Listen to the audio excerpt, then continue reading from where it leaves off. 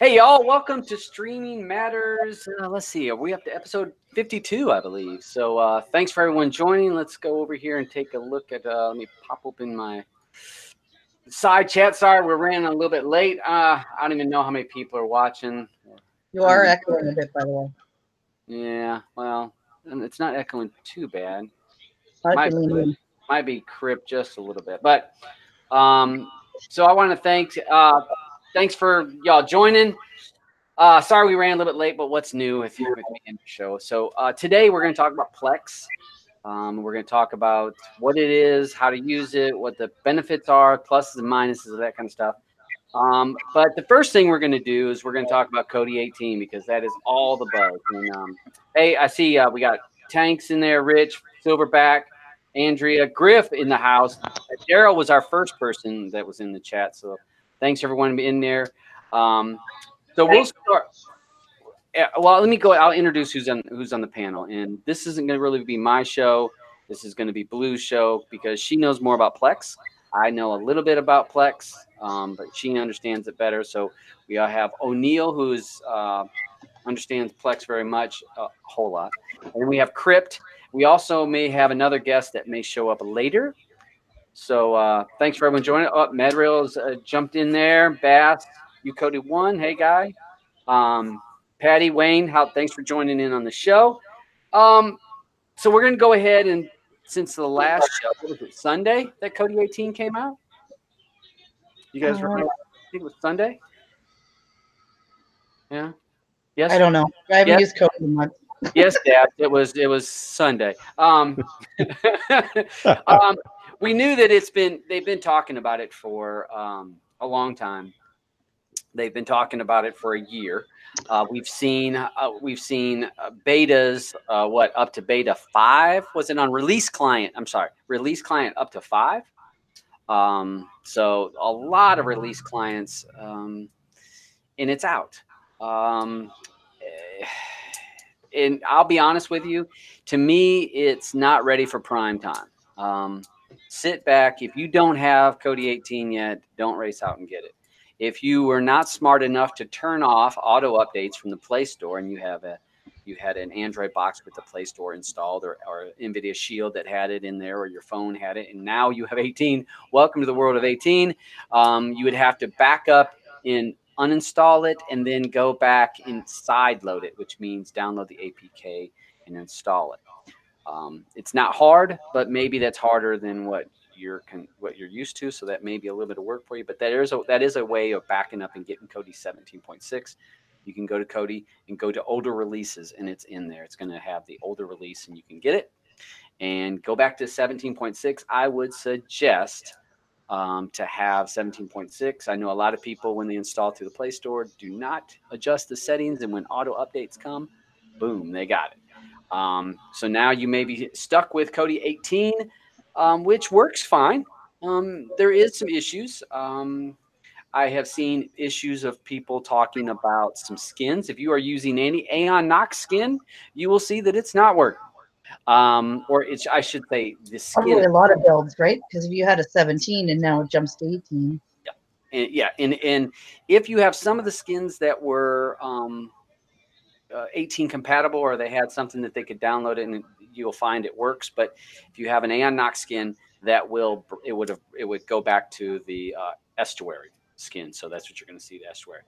And it's going to take a little while I know that there is a release of Silvo. I've seen it passed around, but that's not out on the official Kodi store yet. So, or I should say on their download. So be prepared for that. Super favorites. I have seen numerous people complaining about super favorites in a lot of add-ons or a lot of builds use super favorites, and I've seen that people complain about it not working. So just be prepared for that. And I saw a complaint about whitelisting. I don't know if any of you guys know about whitelisting. Kodi 18 offered whitelisting of some of your TV settings, where if you set it for 4K or however you set it, I saw that the official version of 18 broke that issue or broke that feature. So I'm not sure what people over here on the side. Thanks for you guys joining. We got up to 63 people. Thanks for watching. We'll get into talking about Plex in a minute. Hey, since it is so cold in North America, I put a fire out for us all. So I hope everybody feels warmer just by looking at that. Woo. It's just, I can feel the heat coming off of it. I mean, I'm actually really, really toasty right now. Thank you very much, Todd. well, you know, I'm a kind guy. I share all the time. I can't help it. So I hope that you're able to. Oh, well, Bass says that he tried the Robo Red, but no skin support. I thought I tried that on 18. I will try that, Bass. I used it on 18, built it on 18. Yeah, it should have skin support. If not, I know my Delight works on 18. I mess with that. I mean, what do you mean no skin support? It was. What does that mean? Because it was made in 18. Did it get screwed in the latest release candidate? Is that why? Maybe. Like I said, I saw that the official 18 there was less skins than there was on the release clients. It went down. There was only like 6 or 7 that says in the store. So, oh, extended info mod not working, and metallic was another. All the metallic forks. Where's Q when you need them? Yeah, we may have to see. I know that those are some of the features, and again, that goes back to, and we have preached this many times on this show, and when I've talked and told people, do not race out to be the first to get the newest and shiniest versions of Kodi. There's always problems. There's always add-ons are not always going to race out to be in front of a release. They're going to wait for the release and then fix a problem. Okay, but just as an aside, I mean, 18 has been out a long time. Shouldn't they have fixed all this shit? I know, I understand that. The release client is last night's nightly becoming a release client, right? True. Essentially. Well, yeah. It's been around a long time. Are they intentionally fucking stuff up so that it's harder for Kodi users, like for actual like third-party Kodi users? You know, it's hard to know what they're adding and what they're taking away in some of the versions that when they're changing things. And you know, when you're changing code in one aspect of an add-on, or even in Kodi itself, you change the code in one thing, it sometimes has bad ramifications in other places, and sometimes we don't know what they're looking at there may be issues that we didn't know about, and they're like, well, we're going to remove this because it's causing issues over here. Okay, like for example, Metallic and EIM, were they not working all along, or they just aren't working with the RC? I bet you well, I don't know if anybody had used them in 18 release clients, but I would guess probably not many people were using them in 18, trying them in release clients. I don't know. We get maybe some of the other people that I haven't used it in a while, neither one of those two, so I haven't really messed with that. But it's going to take it's going to take some time, folks. If I would suggest something, I would say uninstall. If you don't like it, if it works for you, great, stick with it. If not, uninstall it. Install 17.6 APK, or if you're on Windows, install that. That's easy enough. Go back and use whatever setup you had for 17.6 until maybe we get to 18.1 or 18.2. If you want to be on the cutting edge, you're going to have some of the cutting edge issues. that just happens. You know, it's your call. Every release, it's like when Apple comes out with new stuff. 2 days later is the next version right away, because all of a sudden all these people are reporting all these bugs and stuff. Well, you remember, all right? I remember. And you know what? A release candidate still isn't an official, is it? It's still it's not. It's like, you know what I mean. It's not we're going to release. Yeah, we think this is what we're going to release, but no, it isn't a release client. Release client's kind of like the last step before it goes. I mean, do you remember? And this goes back to when we did Bob way back. Remember when we did bug testing for Bob for weeks. We tried all kinds of stuff, and this was when the full recode of it. We tried things as a group. And it wasn't until we went full bore released and hundreds of thousands of people or whatever were using it before we found out all the real issues. Because until you go on all those devices with all the possible conflicts and the different hardware, that's when you're going to find your real problems. And that's what Kodi gets as close as they can. And until that goes widespread over all the devices, then they're really going to get that feedback to find out what's broken. Technically, it has been, right? With all these betas. Everybody's had. How many people were racing out to do a beta or release client? Well, yeah, well, I guess. Yeah, no, I guess if it comes to Android devices, but I mean, like Xbox 18 was the first version. There was no 17 on Xbox.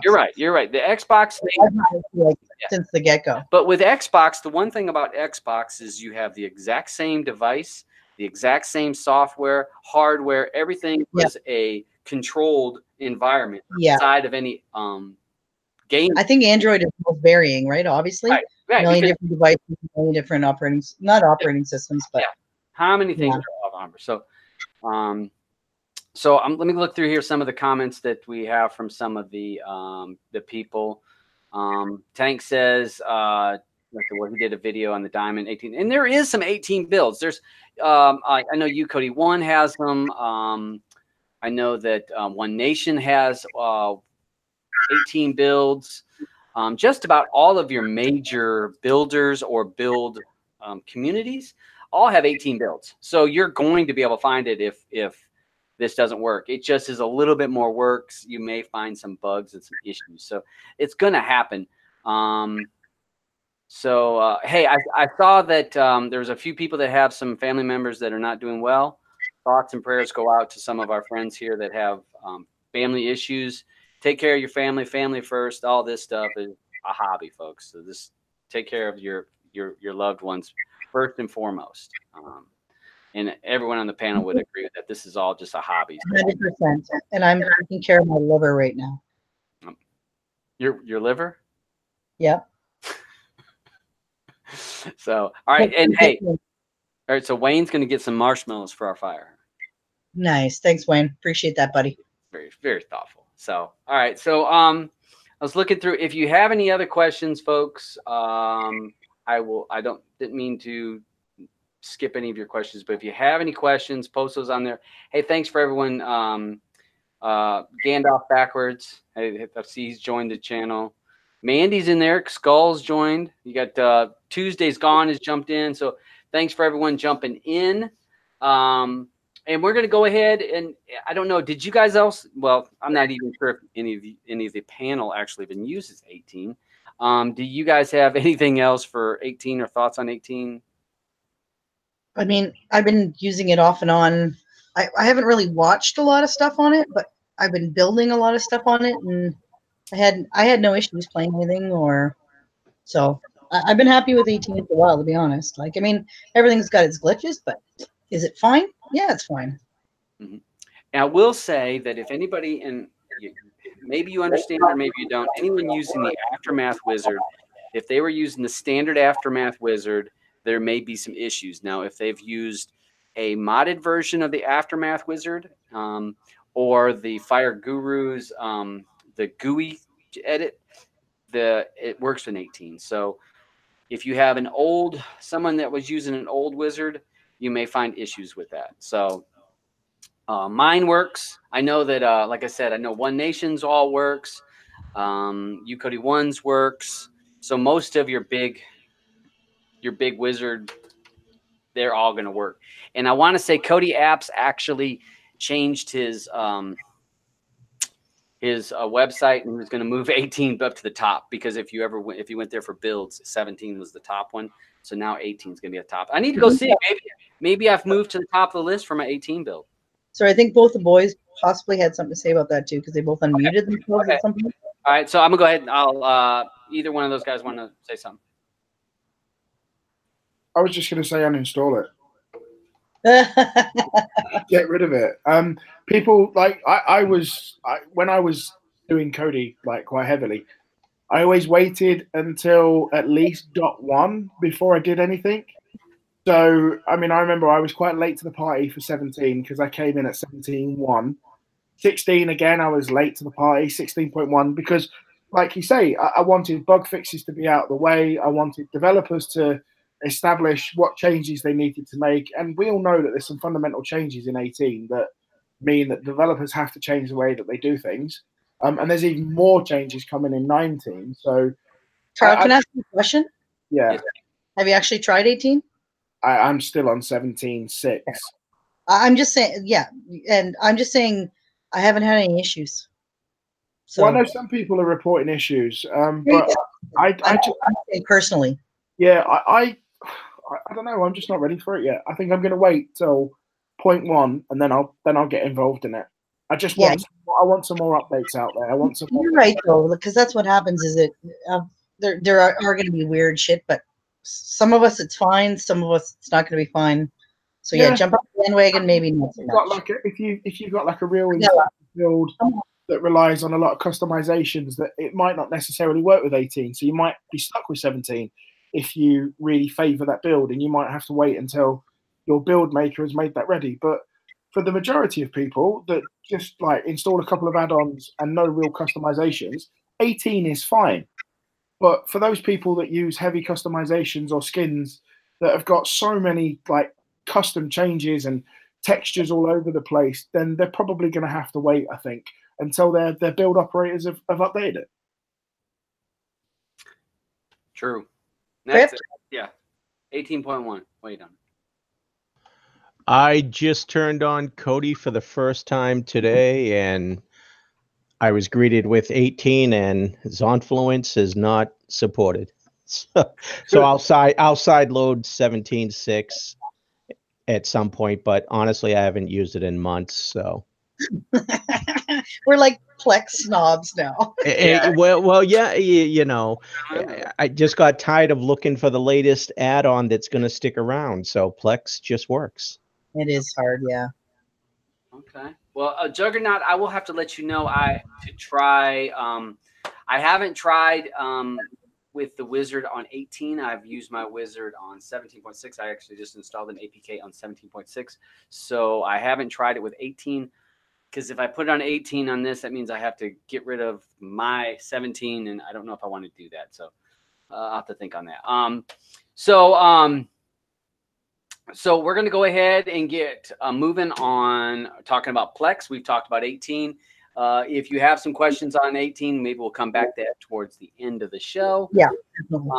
But if you have some questions, post them on there, write them down, and then later in the show, when I say, hey, can we take some questions on Kodi 18, we'll go on to that, because we're going to want to focus on Kodi on Plex for a little bit. So I'm going to start off with because we may have a lot of people. Hey, I did see someone that came on this because of Super Dell's show. They actually came to watch my show. So that's what's always about, sharing information from I'm on other people's shows, and it's good to have new people to come here to see what I'm doing on this show compared to what somebody else is doing on another show. So welcome. So we're most of us are Kodi users. We're Kodi people. We've used Kodi for a long time. If you're like Blue or Neil and myself, we were XBMC people. So I will give kind of an idea of where this is at to kind of give you a little bit of history. We had XBMC, which was on the Xbox. That was a soft modded item or hard modded. You put that software. It was I believe it was Linux that you put on top of the Microsoft's operating system, and you could basically. Sorry, can I interrupt for 1 second, Todd? Yep. Do I have time to go get a glass of wine? Yep, you got time. Yep. So it was you put XBMC on top of, or I should say Linux on top of the Microsoft operating system, and you jailbroke it or you soft modded it, however you want to call it. But you sidestepped the operating system, and that gave us XBMC. And XBMC was moving along, and it said that, let's see, Plex came in 2008, right at the December of 2007. It was a former Apple application or app guy that took, and he wanted to put XBMC on an Apple. And so he started looking at XBMC and trying to figure out how he could port that over to Apple. And that was where he got in with the XBMC team, and they worked on it and came up with Plex. And this was in 2008. Then they actually they forked it off. So they took the code from XBMC and moved it. And part of it was because XBMC was a nonprofit, they're not there to make any money. Plex was going to be a paid service. It was a focus on two different directions. And Plex says, we're taking a paid program, we're going to make it premium.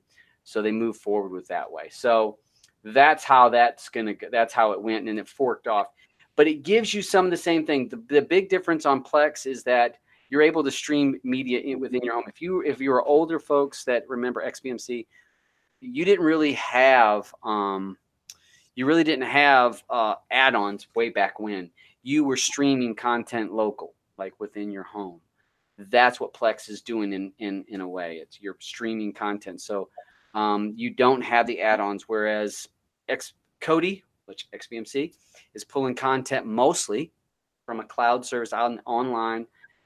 Plex is pulling it local, or sometimes they'll be talking about Seedboxes. So the big difference there is the downloading of the content. Plex and XBMC Kodi, you are getting everything online. It's out there you don't have to have it, physical or digital copy of it. So that's a little bit of history. So it is kind of, when people say that it's a fork of XBMC, it is. Kodi is progression of XBMC, and then Plex forked its way off, and now it's moved on. But it was interesting that I read that it was started by a guy that wanted to fork it to work with Apple, work with a Mac. So that was kind of an interesting read. And they make lots of money. So look it up on Wiki if you want more information. So Blue, are you back from getting your wine? Are we on? Oh, yes, I am. Okay, so I'll go ahead. I'm gonna turn the show over to you, and I'm just gonna sit back and chime in every once in a while.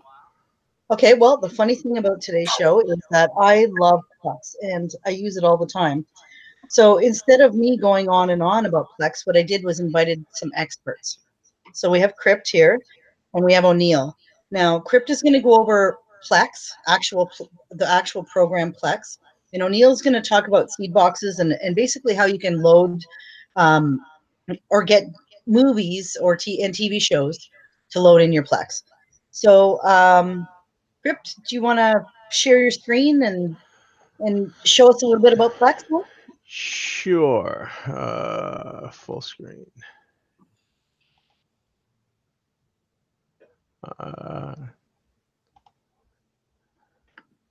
Is that shared? Can you blow it up? Full screen? Like oh, it might be. I'm on a 43-inch monitor, so maybe that's why it looks. But that's full screen. There, that's full screen. Perfect. All right. So yeah. Again, I used to use XBMC like you guys back in the day on the Xbox, and I started using Plex back in 2011 because, like Dab said, there was no add-ons; it was all local. And I started using Plex way back when because it's like I just wanted to get content, and I've been doing it, since 2011, and I just love it. I went back to it recently because of all the shakeup in Kodi, add-ons come and go, and I was just like, you know what? Did this before, it works great. It's like Netflix. So I just decided to set it up again. So this one here is running on this PC. How come it's not showing down here? Yeah, I don't know why it's not showing in a tray, but this server is actually on the PC that I'm on, and again, it's just great. You set it up, and then once you set it up, you go in and you add in your libraries. So you got movies, TV shows. I don't do music, photos, or anything like that, but I pretty much focus on movies and TV shows. So you could just set up your libraries. As you can see, I've got James Bond, 3D crap that I just started adding. My Christmas I love Christmas. But basically you go in and just once you get the media, you just go in here and set up your folders. Just point it to wherever your media is. So the key point to let people know is that you have to have downloaded content in order to do this. Yes. It's not like where you can just, especially if you're an add-on maker, where you just add you know, scrapers to it and away it goes and it grabs links. You physically have to download stuff. Yes. Or And the your original. The great thing though is you can share it. You know, not only do I have access to it, but you could share it out with other users. As you can see, I've got other people's Plexes in my my list as well. But yeah, you do have to download it, and there's different ways. We'll be going over that after. But once you have the media on disk, you just go in and create you could just create one folder. I like to do different ones for, you know, so the kids have their own stuff. But again, it's just a matter of going in and pointing it to wherever your media is. Do you have any collections? Do I have what? Any collections? I do. Let's go to movies. So turn off duplicates probably. Yep.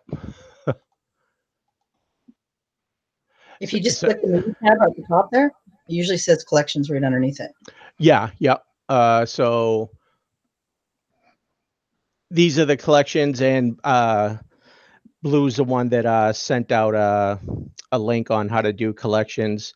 I like collections, but then I don't when, like, you know, because let's face it, 300 that is a collection, but the second movie sucked, so you know what's funny is I got the movie just to complete the collection because I and it's funny because I was looking through your Plex and I saw that. I'm like, wow, she's just throwing all these movies to complete the collection. Me, I just don't like it. So what I'll do is I'll go in here and I'll just hide the collection so that I don't see it. Yeah, or you can just yeah, I know I could delete it too. I usually hide them because some of them I may actually go back and add the other movies if somebody asks me for them. But typically I hide it instead of deleting it. Yeah. So guys, you basically you grab say you have digital library on you know, your local computer or whatever. You can grab Plex. It's a free app. You just go to plex.tv, you download the player, you download also the server. You're going to need the server in order to basically host. And then that way you can share with people and stuff. So once you grab the server, you set up your folders like Crypt has done, where you can pick anything you want. But you hit the plus basically beside libraries. You add whether it's a movie or a TV show or music if you want. And then you browse to wherever you're hosting those files, and then Plex will automatically load them for you. And like he said, there's a couple of little cool things in the settings. And one of the things, for example, is that you can turn on collections.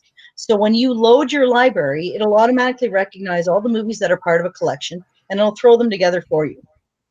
So that's one of the cool things about Plex, is that when you're loading your library, it'll load all that stuff up for you. And another neat thing about Plex too, Crypt, is well, can you click on a movie just to open the background stuff, like just the Burbs, or like don't play it, but there we go. So as you can see, not like you get the movie and you can click it, and it tells you right there too what the quality is, whether or not there's any subtitles, stuff like that. It also gives you cast members, and if you were to click on like Paul Walker, for example. If he has any other movies that have Paul Walker in it, they'll all pop up. Can you go back? Those are that are on his server. Exactly. They're not every Paul Walker movie. They're the ones that are available because of him. So it's similar to EIM, but just what's on your server, though. On that, like you can actually change that. You don't have to go into a movie with a guy, but you know, sometimes when you watch something and you're like, you know what? Oh, I loved him in that. What else has he got? So that's cool. And it's also another way too to like, just to, especially when it comes to a series like this, you're like, you know what? Yeah, I'm going to watch the entire thing. But it's got like all those people. Now, another cool thing about it too is that you can add these things to playlists. You can add them to collections. Playlists, unfortunately, you can only share with yourself.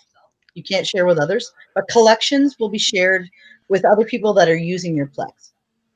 So if you decide to share with a friend, it's very simple to go into settings, and then there's a sharing tab, and they send you either their username or their actual email that they had used, and then you can add them. So your grandma or your mom or your kids, if they don't live with you, can all have access to your Plex server and can watch your stuff. So in sharing here, all you've got to do is click invite friend, and then you just put in either their username or their email. And if it's a username, so what happens is grandma goes and she gets, if she's got a like an Android device, for example, in the Play Store is a Plex app. And she would get the Plex app. She would have to sign up for it, though. She'd have to put in her username and password. But then she would get, if Crypt uses her username, she'll get an alert right in her app. If Crypt uses her email, she'll get an email. And then all they have to do is click that link, and it associates it with their Plex account. Now, to have Plex, there's free Plex, and there's Plex Pass. Now, Plex, I got it, not knowing exactly what it does, but you can use free. You can share with free. You don't need to pay for Plex in order to share it out. But when you have the Plex Pass, Crypt trailers is part of it, right? Yeah, the trailers, the ability to be able to download for offline viewing, and the music. And I pretty much don't use any of that stuff. So I know I'm actually the same. I don't either. So, but it's not worth it. I mean, if you want to have trailers before, so you can go, oh, geez, what's that movie? Let me see if I want to see it. It is kind of cool, but you know, you can use free Plex to share with others. And when sharing, you can control what they're going to see. So exactly. From my Seedbox here, I just let everybody see everything. But if I only wanted them to see either movies or TV shows, I just select one, and that's all they can see. Yeah, and it doesn't apply to everybody, right? It's like each person you can individually. Yes, yep. So I can choose who sees what. And hey, let me just interject one small thing, because we were talking about Seedboxes and that. You can, and this reminds me, when I set up Plex, and I was like Crypt long time ago, back before I went between XBMC and Kodi, I went to Plex, and I set up Plex server on my computer. I had a 2 terabyte drive on my computer, and I set up the movies on it and added those libraries. And like Blue and Crypt is saying, I shared my Plex server with my family. So I set up certain family members, and they could basically see what was on my device. So it's an easy way to set it up so that if someone that's maybe not real techie, you set that up for grandma or grandpa, and they will only see the movies that you have or TV shows that you have. And it made it really easy for some of my family members that struggled. And it didn't cost me anything to have that. I want to say Plus gave you some more options on turning off and turning on some stuff for people, but that was about it. But all right, go ahead. I'm sorry. No, don't be sorry. Okay, Crypt, can you go back to the main screen there? Perfect. Maybe pick one of your bigger movies sections. So yeah, we'll go to horror. Perfect. So just maybe don't play anything, because I think Todd will get in trouble. But click on another poster somewhere, and we'll just see what other options we have. Oh, okay. There is one cool thing. You have can you go to one of your collections for me, hon? Sure. Go back. Movies. Okay, so what's cool about Netflix, for example, is if you're watching a TV series, what happens is when you're watching episode 1, when it comes to the end of it, it automatically gives you that countdown to episode 2. Plex does the exact same thing. Auto plays the next episode unless you stop it. The cool thing about collections, so can you click on one of your collections and just open one of them? Is if you click play on, like, if you see the poster that has all 4 or all 3 of them, if you click play, it's a little different because we're on PC, but when you're on your device, be one main play button that's not on top of each of the movies, and what happens is it auto plays as well. So when you're done Alien, you automatically start playing Aliens, and then it'll automatically start playing Alien 3. So it's like it does the exact same thing that Netflix does, but it also does it for movie collections as well, which is really cool. Anything else you want to show? I'm trying to think of what else there is. Oh, another cool thing too. Just click on one of the movies, I guess. See, for me, I just love it. Just knows where I am on everything. Oh, I forgot. I've got ADD, so I jump around a lot. Thank God. You're watching the series. Look at On Deck, all the stupid crap. Yeah, you can see the little, yeah, you can see where the gold is where he was watching. Like Aces, he's 2/3 of the way through it. So well, yeah, and the best part 35 minutes left. You're almost at the end. The best thing with Plex too is that if you have Plex out in your living room on your Xbox or a box, and you also have Plex in your bedroom, you can turn it off in the living room, go into the bedroom, and it continues exactly where you left off. Yep. Which I love. Okay, I'm trying to think of what else. I mean, there's so many things to it, guys. We'll probably maybe make some little videos you guys can see at some point with all the settings and stuff and properly port forwarding and everything. But it is pretty easy off the hop. You have a set place where you keep your media, and you tie it into it. You go to your library, you click the plus button, you choose whether or not the folder is movies or TV, you choose the folder. Plex loads everything, all the metadata, everything you could possibly need. And then all you do is you either watch it yourself or you can share with friends and family. Some people sell it. I wouldn't myself. I prefer to just share with people I like.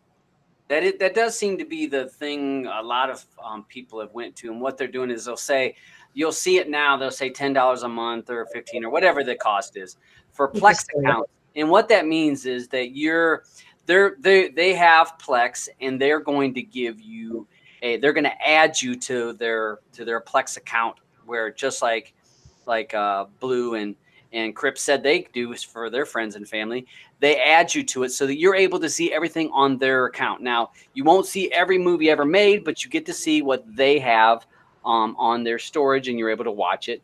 And less buffering normally. You don't have to go looking around for stuff. You see what they have, but the downside is it doesn't have everything. So that is a lot of people have moved to that selling Plex accounts. I will say that the people were selling IPTV on Plex, and what was it, last year before? Plex has more control over their program than Kodi does. Kodi is more of an open source. People can do what they want with it. Plex, you cannot do whatever you want with Plex. Plex can go in and remove things off of Plex if they don't like it. There is more controls. They have checks and balances, and if they feel like something is detriment to their financial well-being or possibly get them in a lawsuit or something, they will remove it. So it's not open source like we would say Kodi is. So just keep that in mind. Plex can go in and start changing rules and changing features if they believe that people are abusing it. But you will see a lot of these people selling Plex accounts, and when they're selling it, that's what they're doing. They're selling you the ability to come onto their server. One of the things now we'll talk about seed boxes in a minute, guys. But so you can have a seed box, which is a cloud server, but you can also have your Plex account can be a NAS or a local computer or something like that, guys. Yeah. A lot of the NASs these days, Synology, Netgear, you can install apps on the NAS boxes directly, so you can run Plex from the NAS box. So make sure if you're getting a NAS specifically for Plex, make sure it is Plex compatible, because most of the cheaper ones they aren't. They're just storage. So make sure you do your homework if you're getting one. Now, obviously, everybody knows that having a NAS is awesome because it plugs right into the router, so it doesn't need a running PC. It's always on. But if you don't want to pay the money for a NAS, you can just use your actual computer or external hard drives. That computer has to be on in order for people to watch it. So, and And it is nice that if you have a Plex account, and say it's just for you, you have a Plex account and you have these movies and you're on the road on vacation and you leave your computer on and you have those things shared and you're away on vacation, you can click on it and you can watch it while you're on vacation or on your portable device while you're on the train or something. So you're able to watch your content. Again, it's your content.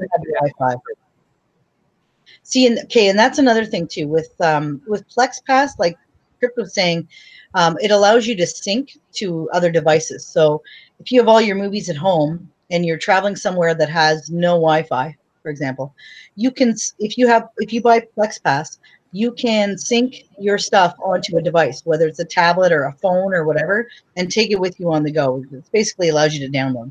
It's pretty neat because mine recognizes my phone right away. Whenever I click sync and it'll say, "What do you want?" basically.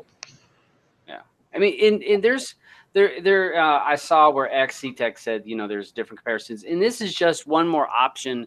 I talk a lot about Kodi. Again, that's my go-to. Kodi is my go-to. But if you're a person that's going to cut the cable and you're all this and that, you got to have more than one option. And this is one option. This is just another thing out there that's kind of cool. You watch your own stuff. Hey, Crip, can you do me a favor? Sure. Can you click on status? Another thing that you guys can do in your Plex on your Plex server is you can monitor who's watching.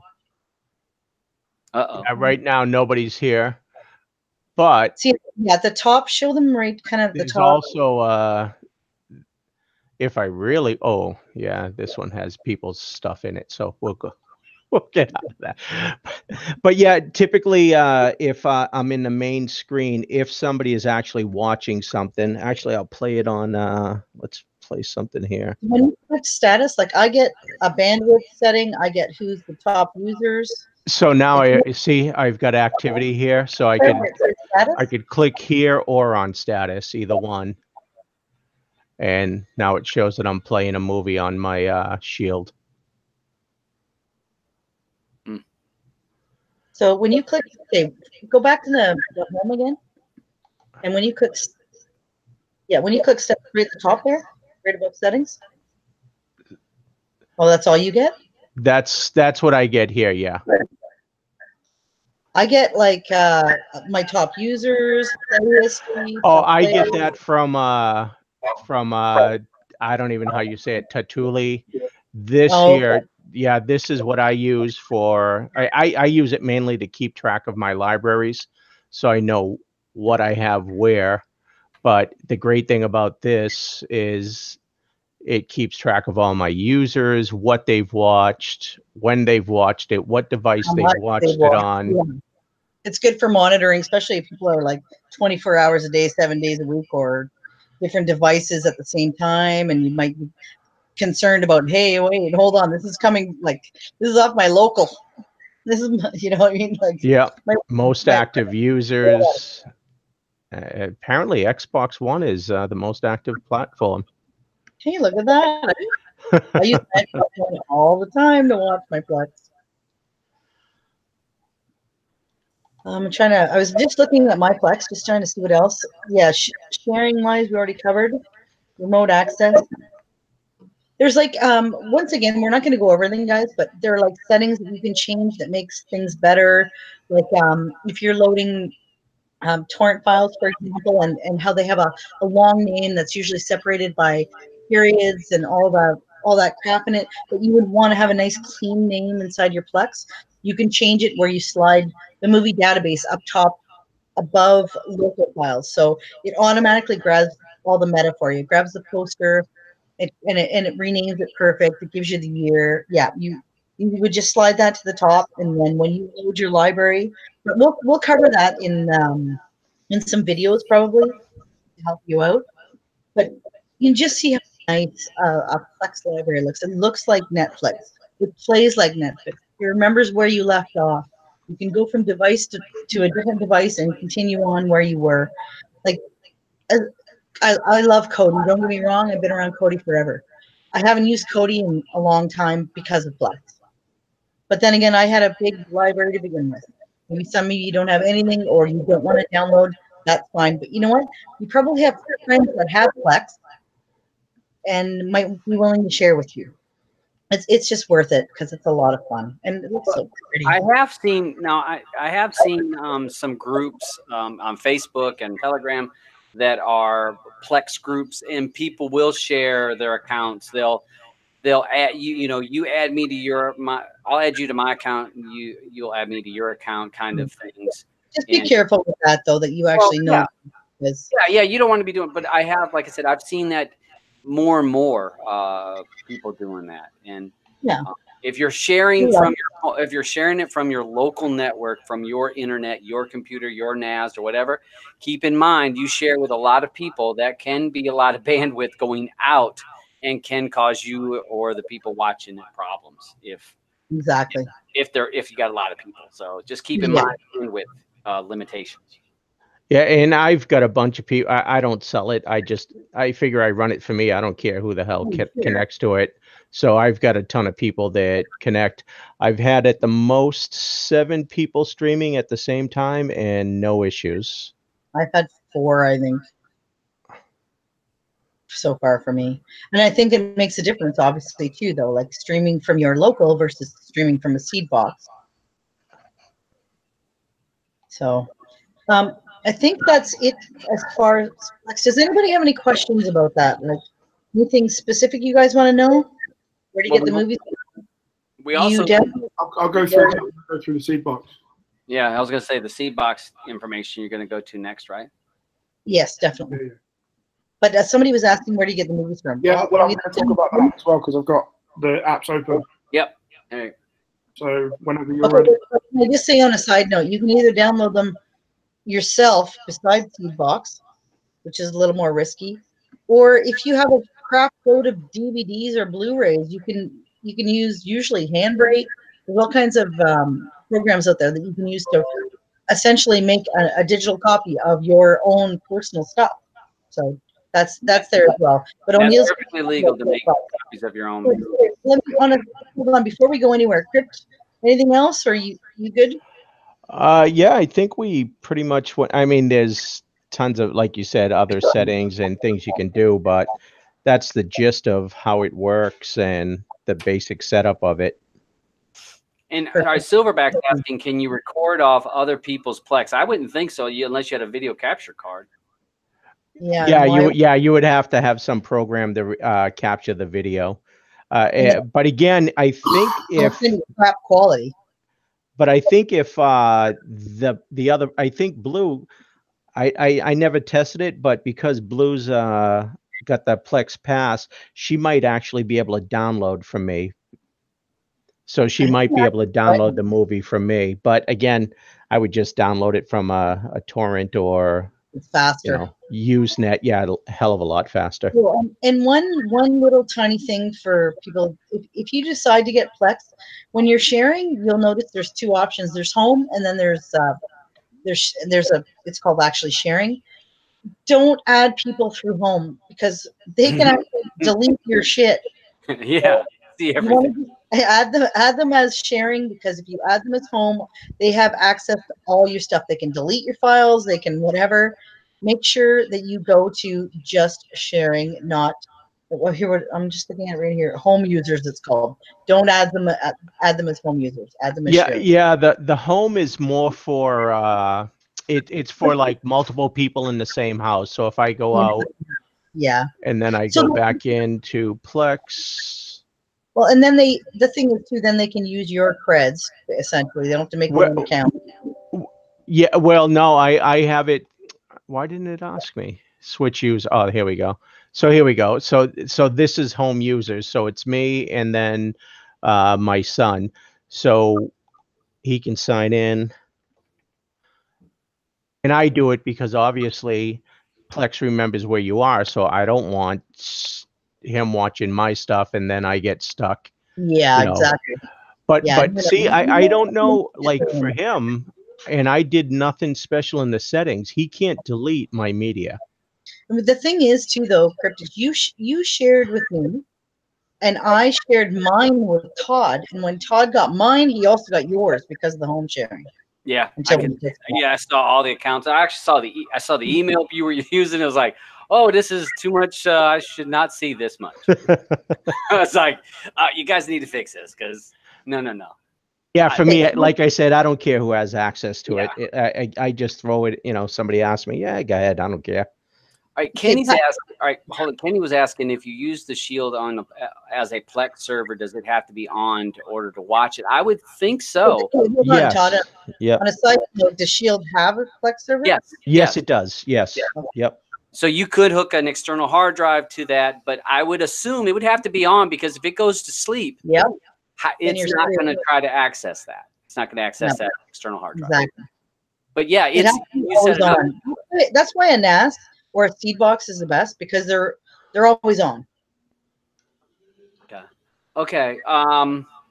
So we're going to go, Marvin, we're getting ready to go to Seedbox information. We were kind of just giving you a basics between Blue and Crypt, giving you an idea of what this is, how that works.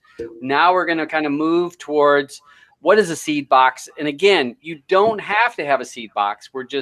It's just another option that then, and Carl's going to give you reasons why it may work or not. Okay. All right. Hey, Carl, go. Okay. Can you see my screen? Yep. I got you highlighted. Excellent. Right. Okay. So for those of you who don't know who I am, I go by the name or pseudonym of O'Neill. You'll find me in most Telegram groups and on Twitter. I've been around for a very long time doing a lot of very different things. So I guess people sort of listen to me when I talk, not because I genuinely know what I'm saying all the time. It's just because I've been there and I've seen it, not necessarily done it. Plex to me is actually quite new. I mean, I tried it a few years ago, but I never really got anywhere with it. But recently, probably actually within the last 6 months, I've been messing with Plex a little bit more. And what I wanted to do, and which I'm really happy for with DaButcher putting on this show and Blue is specifically is showing you how I got into this and what I've done. So we've obviously gone through the interface there with Plex and what it looks like. And I can see that there's a lot of good questions coming up, and I'm hoping to answer some of those for you. So the way that I got into Plex, first of all, was I just went and bought a Seedbox. So a Seedbox is essentially a server that's constantly online, connected to a really fast pipe on the internet. I use a company called Ultra Seedbox. I know that a few of us on the panel here also use Ultra Seedbox. The reason we use Ultra Seedbox is for a couple of reasons. The first one is you look at the pricing; they're actually quite cheap. So €15.95 for an online server that will give you Plex and a series of other tools to get the movies or the TV shows that you want. It's kind of a no-brainer. I mean, if you think about what you're playing for Netflix, or you play for your Amazon Prime or your Spotify. Hell yeah. What the hell was that? Who's that? All right. Anyway, so you are obviously going to spend some money, but the benefits that you get back are so much better. So ultraseedbox.com is where I went and I got my first Seedbox. I have actually now 3 or 4 other Seedboxes, and I have my own dedicated server that I've actually built myself to go through the hard work that a Seedbox does, so that I can tell you how easy it is to actually do. It's awesome. In the past as well, there's a number of IPTV providers out there which use the Seedbox style services and the applications enabled in there to power their video on demand setup. And I've set probably 6 or 7 of those up for them right now. So 6 or 7 IPTV providers have come to me and said, hey, listen, you know your stuff about Linux and stuff like that. Can you set these up for us? So I've gone through the pain and the hard work. Carl, a lot of, I think, one-click people, use Seedboxes as their link for their files. That's right, because you can install the apps really quickly. And so I'm going to go through that, and I'm going to show you exactly what I mean by these apps. So let's imagine you've just signed up with an account with Ultra Seedbox. You'll get Jaguar. Yeah, I am on Jaguar as well. So you have this control panel, which is your Seedbox control panel, which, as you can see, sort of gives me an indication of what the server is. It gives me my download speed of unlimited. So essentially, I can consume unlimited data to download in terms of available bandwidth. Now my upload speed is capped, which is okay. And my upload speed counts towards me sharing content from my Seedbox to whomever. So in actual fact, with Ultra Seedbox, this upload speed and its capacity only comes into play when you're doing anything other than Plex. So if you've got a load of people connected to your Plex server that on Ultra Seedbox and you're sharing your content, this speed here doesn't come into account because they don't count Plex. What they mean is if you're using torrents or NZBs or news groups, this limitation will then come into effect. So you can only share 2 terabytes worth of data back, or 20 gig, whatever it is, back into the network. My traffic available is actually 12 terabytes. So I can only share 12 terabytes of data back through torrents or FTP or anything that leaves my Seedbox that isn't Plex. So you can see that I've got a disk available. It's given me my home directory. It gives me the amount of disk that I've got. I've got two terabytes of disk space, which sounds like a lot, but when you're actually working with movie files and TV shows, that's not a great deal of space. It fills up fast. Yeah, I've got 53% left. I don't have a lot on my Plex at all. But I'm one of these guys that I only download what I want to watch, keep it, watch it, delete it. And the thing is too, Carl, when you're going high quality, like if you're going and 4K, yeah, the files are a lot bigger, it fills it up a lot faster. Exactly. And I limit myself. I never download Blu-ray copies because a true Blu-ray copy is in excess of 20 gig per file. So imagine the amount of time it takes for it to come down.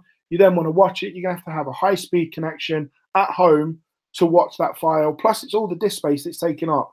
20 gig away from 2 terabyte is a lot of space. So I don't do that. I mess with 720s, occasionally 1080s. A 720 for me is fine. I don't need to watch it as if I'm at the cinema. I'm not that kind of person. But when you get this Seedbox, there's a number of applications that you can install to make your experience a little bit easier. So if we look here, you can see that I've got a number of applications installed. Now, some of these may look familiar to people. We have an application called Jacket. Jacket is essentially a very small service that allows me to talk to a wider range of downloading services. So I can connect to IP torrents. I can connect to a load of different sort of torrent providers, whether they be public or private.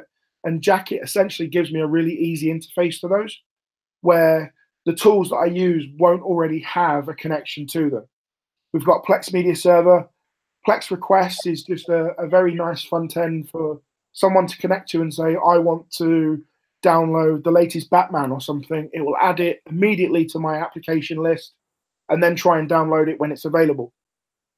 Radar is essentially a tool to download movies. And then we've got Sonar, which is its duplicate, but for TV shows. And then we've got Transmission, which is the BitTorrent client that I use. There are others. You've got Deluge, rTorrent, uTorrent, etc.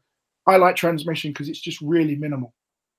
So installing these is actually really simple. There's no messing around. You don't have to panic. You don't have to know much about the internet or Seedboxes. You just literally come in and say, well, I want to use Deluge. You just click install. It's done. It does it all for you. A nice little window will pop up and say, it's done. If you want to go to it, you go to your application list. You'll see that it's installed. You click on show info and then it just says, oh, click to connect, and it's done. So you can then download immediately. And then all you need to do is, if you're connecting to Sonar or Radar, you just give it this URL and a couple of other details like usernames and passwords, and suddenly they can connect.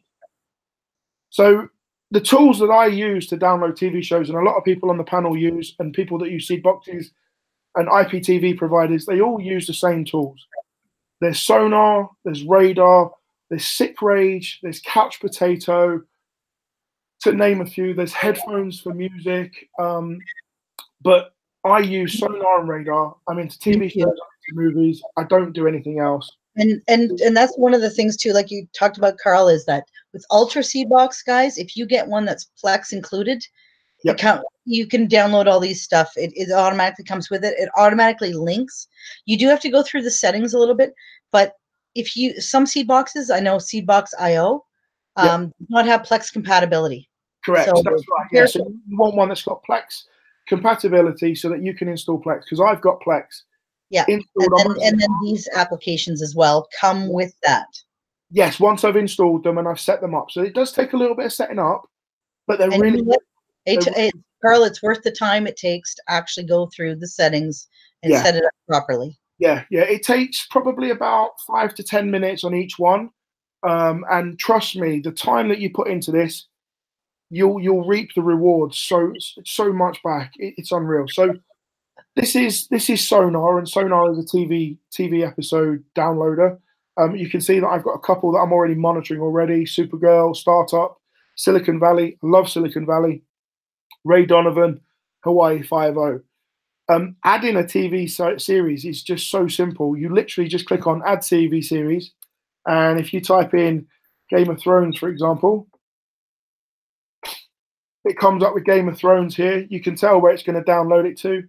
It's going to ask me if I want to do a missing episode, so I want episodes that I haven't actually got yet. So I'm going to click on Missing.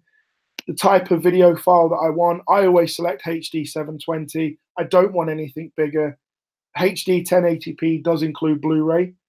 Even though Ultra HD is a format, some torrent providers will tag Blu-ray as HD 1080p. And then all I do is I click on Add, and then that literally adds it to my environment. So if I click on Add and Search, that's going to add it, and it's also now going to start looking for those episodes. So the first thing you can see down here on the right hand side is it's looking for series 1.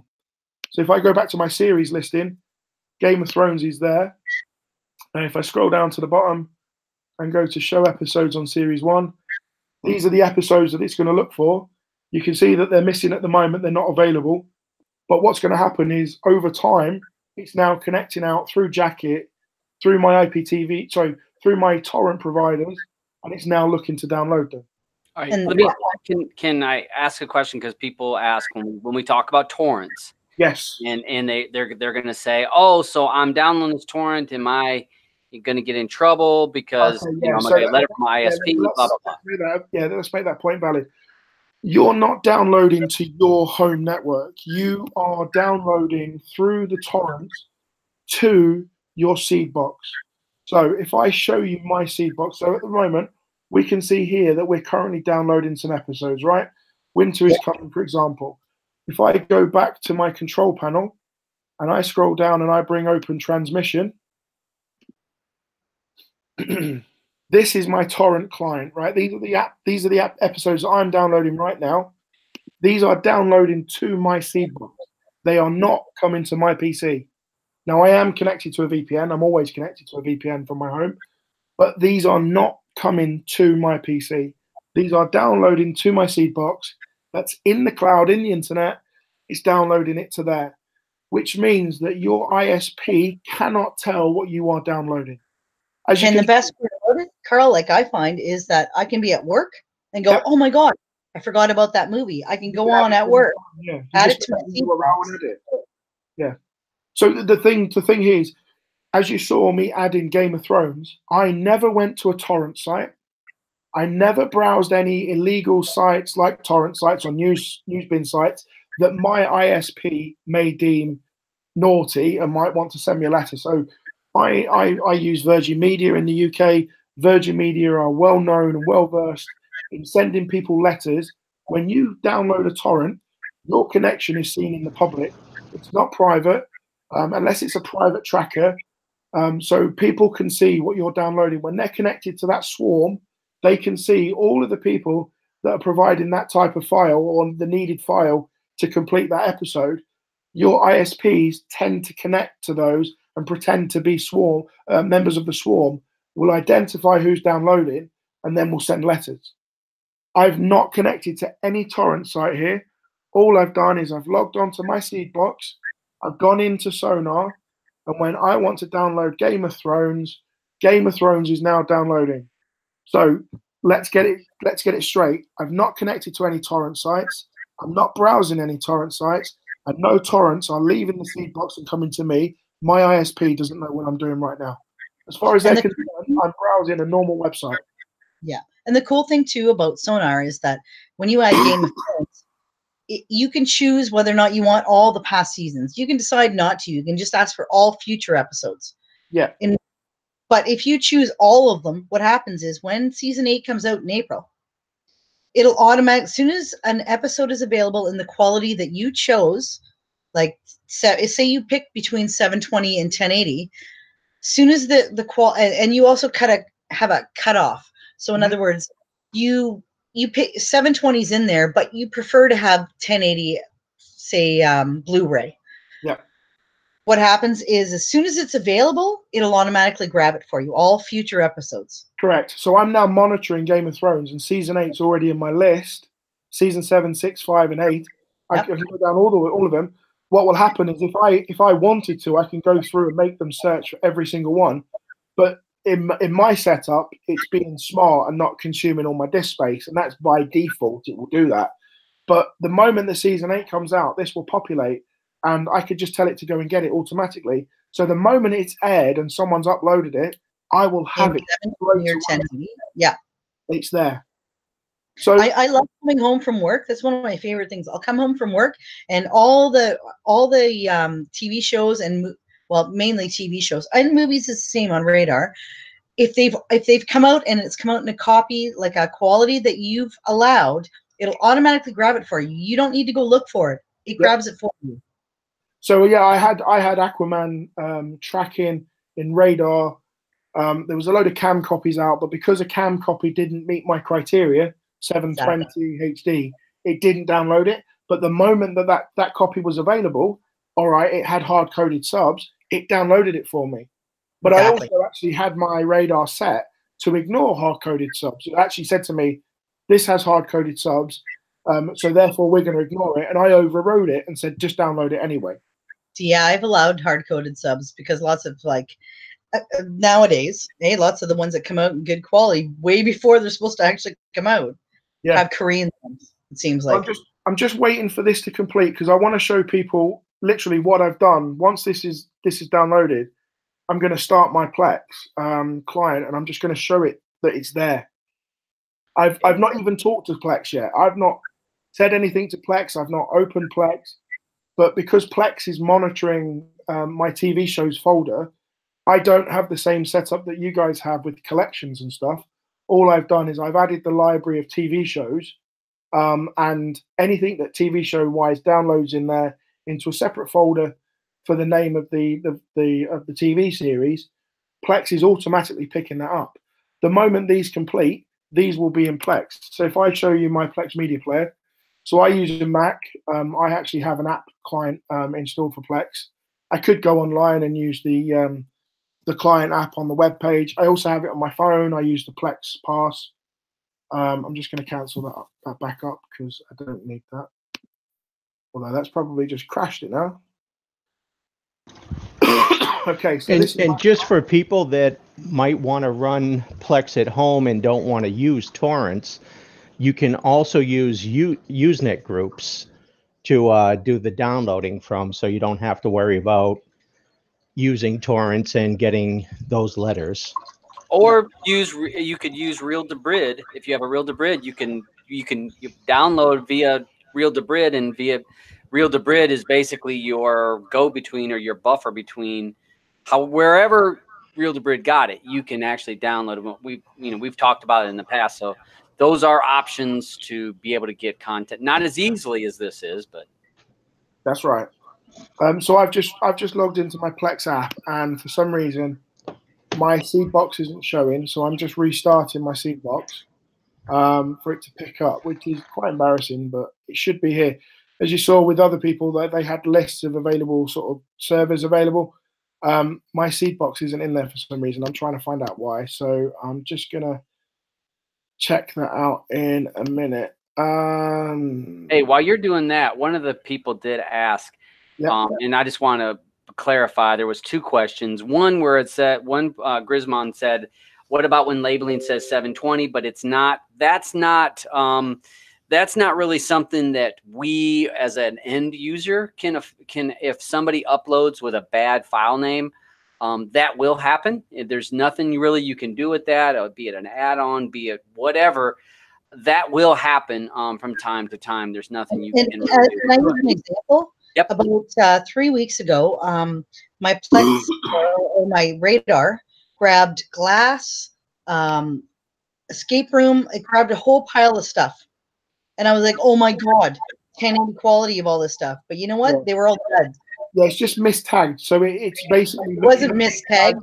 It was some asshole put it out on the internet, tagged wrong on purpose. Exactly. So it looks at the tag that's available from the torrent engine for it to download. And if someone's mistagged it, because it's not reading the files, remember, when you download a torrent, all you're getting is a text file that tells you where all the individual files are kept or which hash to look for on the trackers. So it's not that intuitive that it can, or smart that it can go out there and check the file. It's checking the tag on the torrent site. So if someone's uploaded it wrong, it's going to download it, even if it's wrong. Hey, Carl, do you remember the old days where you would see it and you would just start downloading without reading the comments when you should have read the comments? LimeWire days?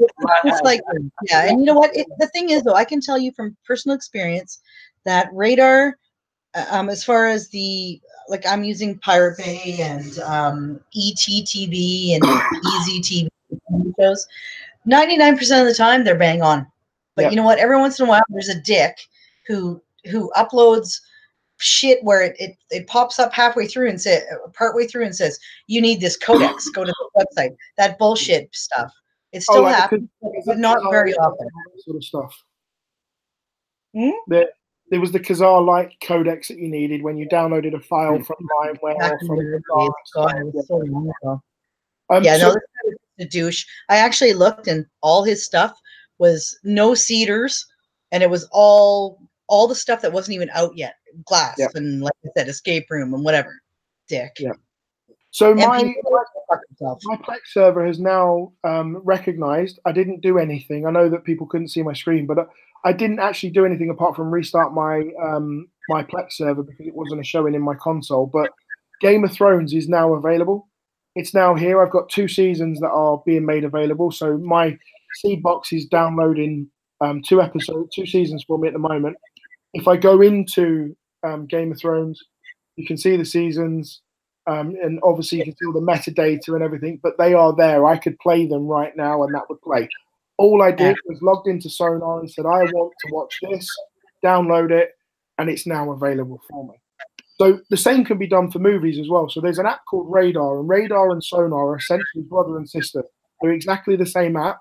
They just look at different sites. Sonar is your TV show. Radar is your movie show. They are absolutely identical in terms of the look and feel. If we go back up here to the main screen, you can see they're very, very similar, just slightly different in terms of the UI. So the experience that you get inside Sonar will be very similar to the experience you get inside. And that is a wonderful thing too, is when you're going through settings in one to set it up properly, you essentially are doing the exact same thing when you're going through the other one. So, Carl, am I talking to myself? I hear you. Okay. Carl, if you could just show the settings real quick, that'd probably be good. Hey, Crypt? Yep. Can you pop up Radar for a second? Sure can. I don't know. We might have lost Carl for a second. He's still under the weather, folks. I always have this crap up just in case. Todd, can you tag him? On it. Where do you want to go, Blue? Hey guys, I apologize then. Oh, he's back. Okay. Yeah, I got cut off. Let me put my screen back on. I don't know where we got to, but what I was going to say is, if you wouldn't mind just quickly showing the settings tab and the different tabs in that. Yeah, sure. So inside the settings screen, we have a different sort of style of settings. The first one is media management. It allows me to set sort of how I want the naming to be. So you can see examples. Yeah, I'm a just name and year kind of girl. Yeah. You know, there's loads of different options. Most of these are set by default, and I haven't changed any of them. The only thing that I've really changed is the type of profile. So when I was talking about some Blu-rays would identify as 1080p, or Ultra HD. This is because they're looking inside the torrent for these tags. See, what I did on that myself personally, and I know Crypt is different too, though, is I deleted all but any, and I just set my any between 720 and 1080. That's it. Everything else, do that. SD, no 480.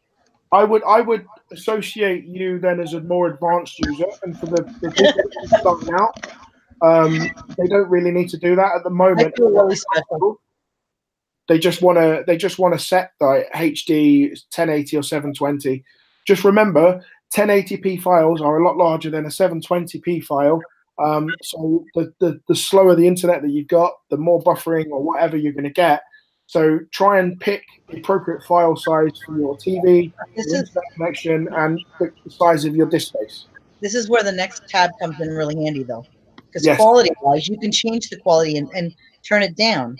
Correct. So you can adjust the size of the file that you would expect to see and what type of file that you actually want to use. Again, I've not touched these. These are the defaults. I've just left them alone. I don't want to have to start tweaking. So whilst these options are there, you can tweak if you want to, but you'll spend indexes. These are the index sites that I look at. So I look at 1337X, ISO Hunt, RARBG, and Torrent Couch. That's where I get my my TV shows from. I can connect out to a load more. So as you can see, there's a load more available. Some of these sites are private sites, so you need to have an account on there. What I do though with mine is I actually talk them all through Jacket. So Jacket is, as I mentioned earlier, it's a proxy service, and what it allows me to do is essentially set up a site, provide it with some credentials or provide it with an API key, test that it's available, and then instead of having to connect direct to that site, inside my connection, all I do is I pass it my Seedbox. So you can see here I'm actually connecting to my Seedbox, which means I'm talking to Jacket. Jacket's then making the connection outbound for me and dealing with their API. Now, the reason I've done that is just simply because some API services on these torrent sites don't natively work with Sonar or Radar. So using Jacket, I can interpret them and make them very simple and very easy to use, and then actually make them work for me. If I click on Add Indexer, these are all the indexes that are available to Jacket that straight out of the box it knows how to talk to. So straight away, you've got loads of sites that you can actually download your files from. Obviously, public ones are green, private ones are red. These are the different types of files that you can get from them. You know, and they're pretty good, and you can test them and make sure. And then obviously, if you want to know what they do, you just click on them. And if you click on it, it'll take you to the site, and then you can have a look around. For Todd's video, obviously, I'm not going to do that, but take your time. Can I just do a quick noob version of this for people? Yep. So indexers, guys, are essentially like a mass search of websites. So when you go to Jacket and you grab Pirate Bay and you grab ISO Hunt and you grab whatever, those are your indexers. So when you are looking for a movie on Radar, say you picked Avengers, what'll happen is if you've added those three indexers to it, it'll search Pirate Bay, it'll search ISO Hunt, it'll search the ones you've chosen. So initially, like RBG is a standard one that you can use, but that's all the only site it'll look at. So if you grab a bunch more indexers from using Jacket, Jacket's awesome. Now when it's going to search all of Pirate Bay, it's going to search all of ISO Hunt. So you're going to get like 100 links. So it's better. It's easier to choose from because you get more quality. You get more like maybe smaller. 1080 at 3 gigs instead of just 1080 at 15 gigs. Yep. So that's what Jacket is, and inside my Radar, I use YTS, for example, which is there we go. It's the old Yiffy service, and Yiffy's a lot smaller files. I love Yiffy actually. Yeah. So Yiffy is very good. I use Yiffy a lot. So for my movies, I use 1337, RBG, YTS. Carl? Yiffy. Yeah. Can you add a movie real quick just to show them how? Yeah. So it works exactly. So this works in the same way as Sonar. All I've got to do is the movie. I know that's a terrible movie, by the way. No, I heard it was actually good. No, I didn't enjoy it. I switched it off after a couple of minutes. Just pick one and hit search, just so they can see what happens. Well, let's pick a movie, right? So if I go to Discover New Movies and go to Popular, I can start to see some films that are available. So I'm going to do Bohemian Rhapsody. I've never seen it. I don't want to see it, but I'll download it anyway. So I'm going to put it in my romance folder because it seems to me like it's a bit of a sloppy film. I'm going to put 720 and I'm going to do add and search. That's now search. You can see that it says already exists because I've added it to my library. Hit that. Although already exists. So go to search. Search will show you the results that it pulls back from the indexes. So you can see straight away there's loads. All these are downloaded. None of these will download because they're all marked what I've asked for it to download. Sure, Carl. My point was that you see the 1337, you see the YTS, and you see the RBG. So all three of these indexers are pulling files. Yep. I'm going to tell it to download this one here, the YTS 1080p Blu-ray RIP. It's added to my download queue. The icon's changed. If I go to transmission and dismiss, reconnect, transmission, Bohemian Rhapsody is there. It's starting to receive the metadata, which means it will start to download very shortly. It's now just checking in with all the swarms, and it's finding information about who's got what files that it needs, and it's going to download. I've also got the YTS version that I clicked on as well, because this version here was a version that met my search criteria. And this is the one that I manually downloaded. So I'm now going to have 2 copies of it. Plex can handle 2 copies, by the way. It'll ask you which one you want to play. Yeah. Hey, Carl, can you please come back to your radar for 1 second in that search? Okay. So, guys, you'll notice that it's got those little red exclamation points on them. And now, because Carl had set his settings to only be within, say, he wants between 1 gig and 2 gigs.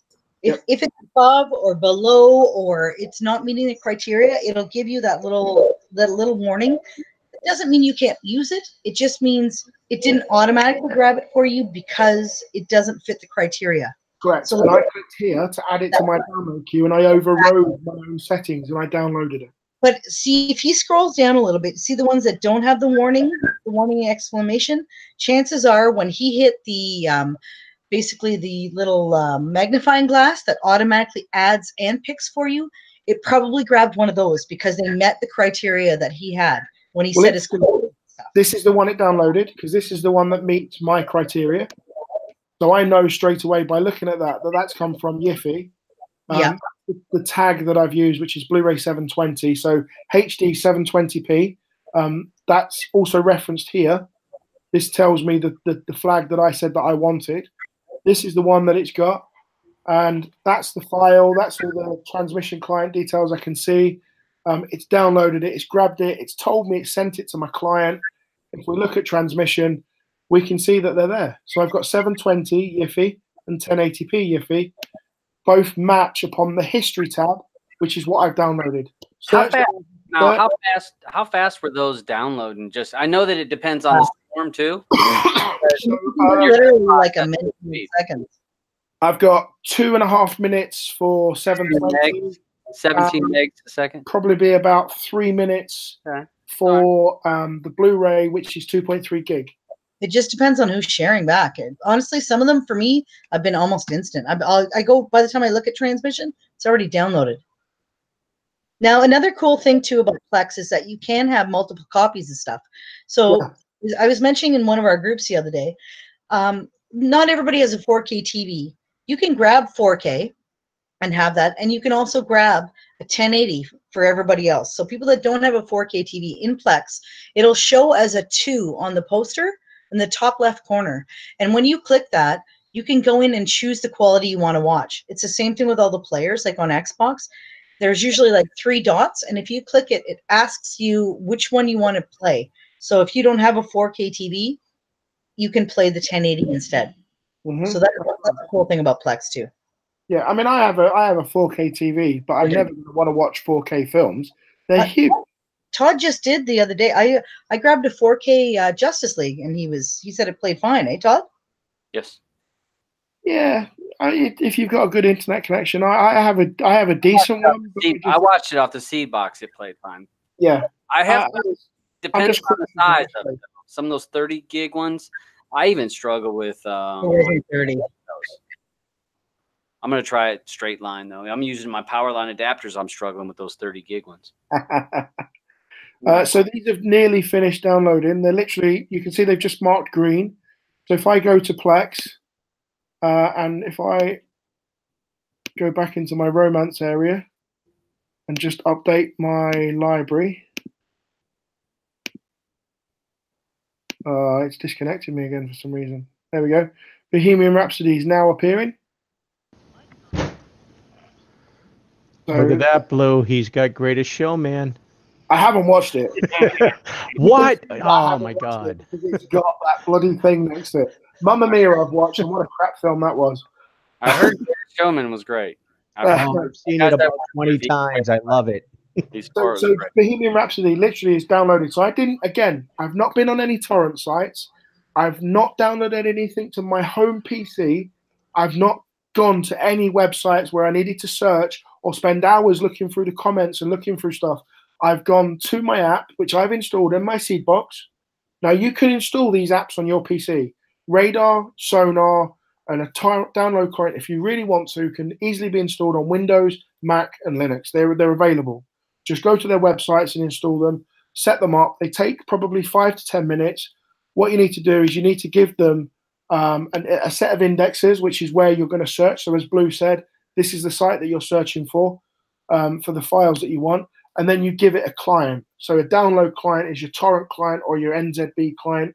Just remember, if you're downloading torrents to your home machine or to the home network, use a VPN if you can, or you may expect a letter in the post from your ISP. Possible. Yep. Because your IP, if you're downloading to your home, publicly available. Your IP is out there. Yeah. For that movie, TV show, whatever it is. So, just a fair warning. I think we've warned every show. We warn people on that. Yeah.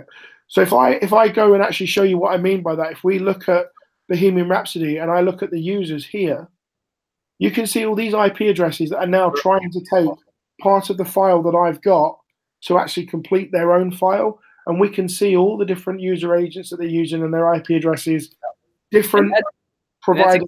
That's exactly what MPAA, ACE, whoever did. They'll hook to a movie like this. And they're recording all these IPs. Yep. And you can see the percentage. You see the percent. That tells you how much of the movie that they have. They have, like, the first one is 27%, and the next person's got 20%. So you can see how much they have of that movie. You see their IP address. You see their speed. And again, their client, which that doesn't matter. But that's the thing when you hook to a torrent swarm with your public IP. That's the issue, and we warn people about when you're not using a VPN. When you connect directly. Now, this is not direct. O'Neill's not hooked up to this. This is his transmission, which is just his online service is doing this. So his IP is nowhere hooked to that. So I'm just literally doing a search for an IP lookup now. So I've got an IP address. Just going to search for it, and straight away I can see that person connected me comes from a Comcast cable communications. Up in New Jersey. Yeah. So if I was MPAA, I would contact Comcast and say, right, this IP address ending in .40 was downloading this illegal file. It breaches the copyright terms and conditions because it's not available or whatever terminology they use. Comcast, if they're that type of company, they will see in their history who connected with that IP address, because everything you do on the internet is logged to a degree. Your ISP knows who's connecting because your broadband router has identifying features, whether it be a MAC address, whether it be a username or a password. Your broadband provider will know who's connected with that IP and has been given that IP, because MPAA will say on the 1st of February at 23:40 UK time, this client connected to this swarm and downloaded this entire file. Who is that person? Please contact them and tell them to cease and desist. Comcast will do a quick lookup on their internal services. They'll see that that's owned to Mr. J. Edwards. Mr. J. Edwards may get a letter in the post that says, Mr. J. Edwards, you were downloading Bohemian Rhapsody on the 1st of February at 23:40. Please don't do that again. Right. Yeah. Perfect example of it's so easy with torrents to know who's hooking. So if you're going to use torrents on your home device, you need to use a VPN. But if you use Real DaButcher or you're using transmission, where it's going through a Seedbox, you're not that's not linking to your IP. So we've said that over and over. What the Seedbox gives you the protection of you're not hooked to that's not coming to your IP. Same thing with Real DaButcher. It's going to Real DaButcher, not your IP. So just keep that in mind. That was a perfect example of how easy it was for Carl to take that one IP and to throw it in the list. Now he don't know who that is, but no, I haven't got a clue. You knew it was Comcast. Here's the IP, and I knew it was it said it was in New Jersey, so it was in Comcast in New Jersey. You know that much. Yeah, so that would be unless the person was using an ISP. The person could have possibly been, or not, excuse me, a person could have been using a VPN hiding who they were. That's exactly. Could have been a spoof. And if it's a VPN and it's spoofed, then they'll just basically look at it and go, well, I don't know, I haven't got a clue. That's not even one of our IP. Yeah, that's not exactly. But the fact is that when you're doing anything on the internet, whether it's downloading stuff or you're streaming, just be very careful, because as you can see, this stuff is publicly available. I'm not connected to anything in any way corporate. I literally just searched for who is lookup in Google. The first result, I dumped the IP address in there, and it told me it was Comcast in New Jersey. Now, that's not to say that the customer is in New Jersey, but they've connected through the Comcast in New Jersey to connect to the internet. It could also be that that's where the headquarters of Comcast is. Maybe they're in a different part of the country. But the fact is that Comcast will know that on the 1st of February, 23:40, which users got that IP address. Because it's stored in their Radius server. They'll know exactly who it is. So just be very careful out there. So that's why if you want to watch movies and TV shows that you want to download through torrents and stuff, use a VPN, download it to your home machine. If you want to have a Seedbox so you can have a Plex server online all the time and share it with your friends, your family, get a Seedbox. You never download to your own machine. You're downloading to the Seedbox.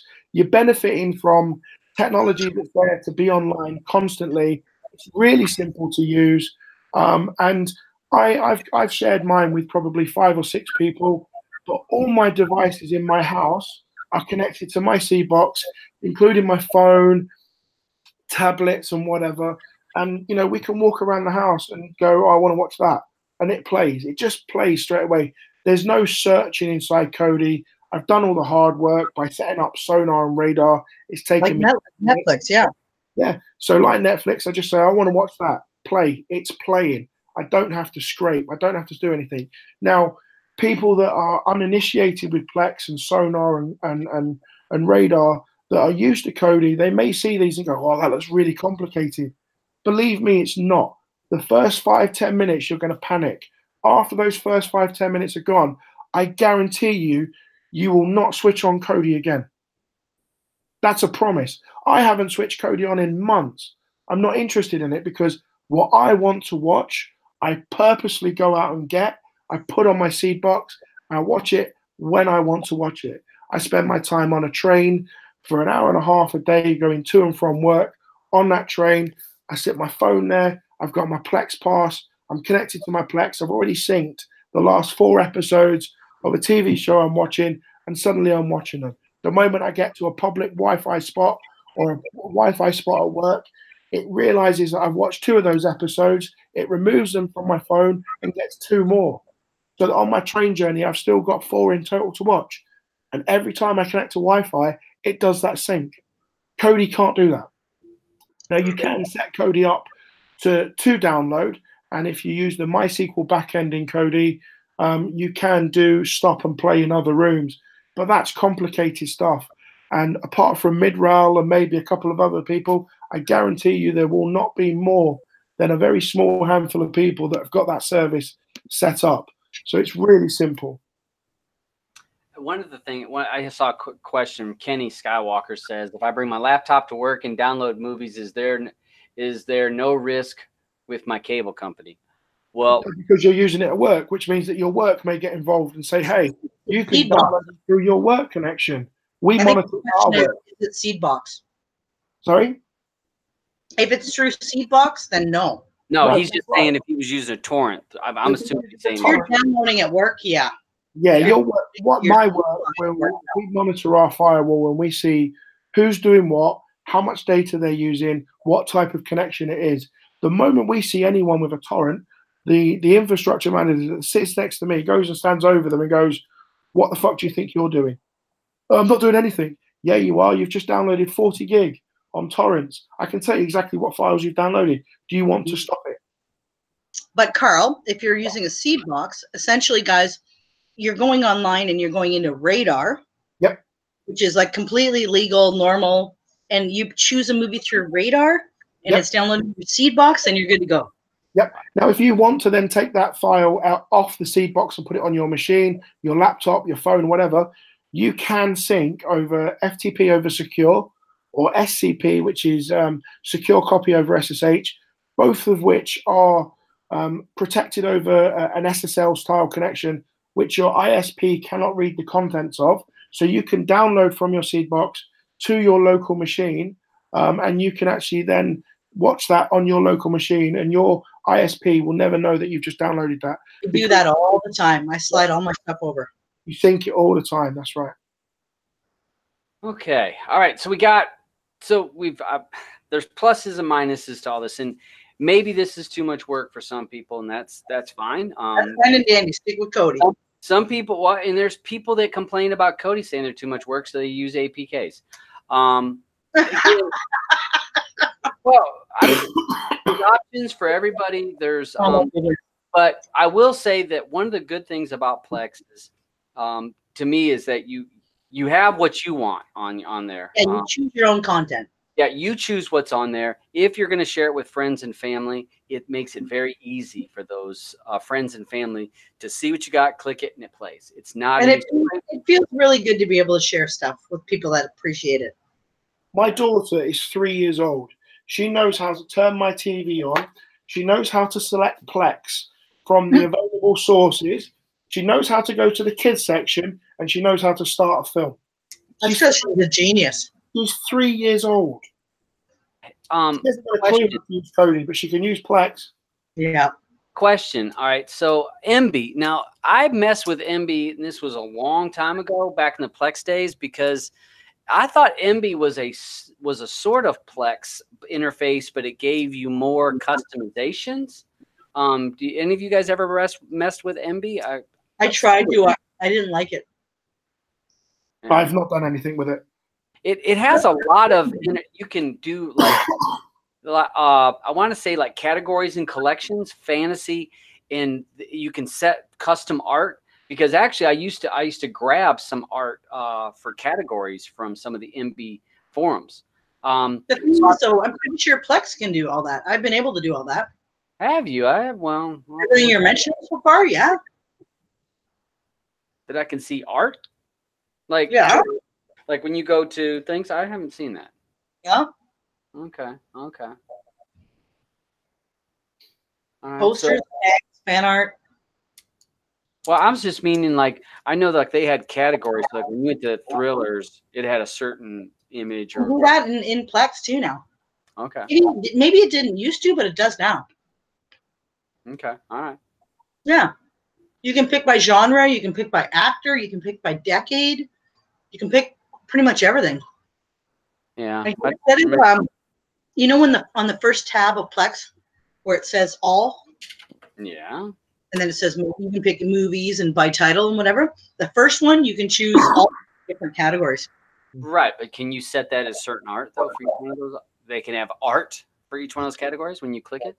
Okay, well maybe not. That's what I was talking. So there's one cool poster for your art. I was saying that I remember that was one of the cool things with MB is that it had that feature. I mean, if you count that as a feature, but I remember seeing like people would create, a theme. Let's say you created a theme and it would be thriller and it would all have certain icons for every one of their category for their collections. Thrillers or horror or what that used to be kind of a neat. Yeah, I'm not sure. I played around with it. I read the forums, but to me it looked a lot like Plex. Hey, I just thought of one more thing too, though, that we didn't talk about yet. I don't think, unless I was getting a glass of wine when it happened, was that there was a third-party kind of repo. No, it's not a repo exactly, but there's a third-party for Plex. It's called Web Tools. That's right. And it's really, really easy to install. I'll get Todd to throw the URL for it, like where to get it from, and essentially you add it. You literally just slide it into the plugins folder on your server. Like you can't do it unless you have a server, unless you have, for example, like a library that you're sharing. And some of the things that are in it there's porn. I think they had RedTube and what was the other one? Nobody watches porn. Nobody watches. No one watches porn. Anyway, it had porn. I glanced at it just for. I talked for 2 seconds. You guys were just like 8 hours of talking. Just trash. Oh, look at the quiet! Look at the quietness now. There was a speed test. There were some movie add-ons, but those didn't work for me. But the porn definitely worked because I tested it out. So now you guys go ahead. What were you gonna say? I'm looking for that link that you sent me about the plugin. So now it's called Web Tools. There you go. It's essentially a third party, because now apparently they used to have a lot of really fun plugins for Plex. But if you actually go into Plex and you click on the plugins, there's nothing. They have nothing. So unless you plug this into it, which is really, really simple, you essentially, if you're on a PC, you just you would right click the server, the Plex server, and it says plugins folder. And actually, hold on, Todd. I'll send you the I got it. the link. You got it? I got it. Yeah. So you just follow the instructions, and it's super easy. And not everything works, but I did try one of the plugins is called Full Movies on Reddit, and all the movies I tried worked.